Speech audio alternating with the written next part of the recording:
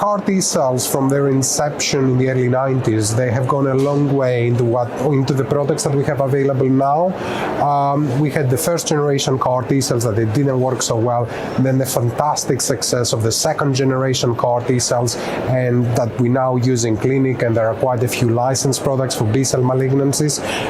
But now we're moving into a new era, the era of the third generation or armored CAR T cells, or some people call them TRACs. So the amazing thing about CAR T cells are that it's not a single therapeutic agent. They are cells that we can instruct them, we can engineer them to do something specifically. In most cases, this is to go after a tumor cell, but they can do other stuff. For example, they can secrete a therapeutic payload within the tumor microenvironment, actively changing the conditions and hopefully attracting other immune cells and being able to turbo boost the immune response against cancers. But more recently, we have seen that they can actually go after normal cells, like normal B lymphocytes, and by doing that, they are resetting the B lymphocyte compartment, and that can be curative for autoimmune diseases. We have some very promising trials in SLE or multiple sclerosis, and I'm sure that we'll have some approved products for autoimmune disorders. At UCL, we have an active trial using obe-cel, which was initially developed for B acute lymphoblastic leukemia, but now it's being repurposed to target SLE and hopefully in the future membranous glomerulonephritis.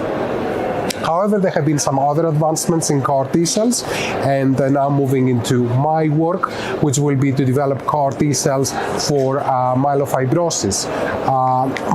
A third of cases of myelofibrosis are caused by the calreticulin mutation, which is a very interesting cancer neoantigen, because in order to drive the disease, in order to drive the malignant stem cell clone, it has to be expressed on the surface, activating aberrantly the thrombopoietin receptor. Now, most cancers will hide their mutations. Most neoantigens will be hidden within the nuclear compartment or within the cell. So calreticulin is very unique because it shows itself to the immune system, and hence it's an excellent immunotherapeutic target.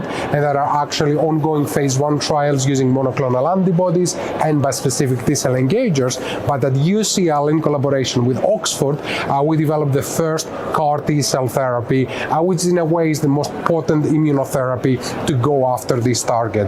Our data should be available hopefully very soon for everyone to read and study, and we're very hopeful that within the next 12 months we will be able to launch a phase 1 clinical trial aiming for the first time in myelofibrosis to cure the disease outside obviously the context of a stem cell transplant.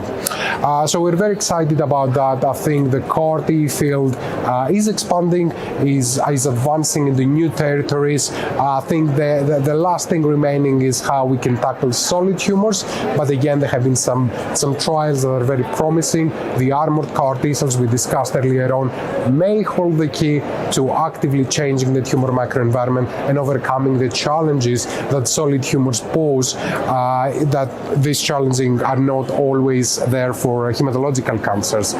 So everyone interested in CAR T cells, I think this is probably the most exciting time, and we can see that within a generation, hopefully, we will have many curative treatments for most malignancies, but also for some autoimmune disorders or even anti-aging CAR T cells.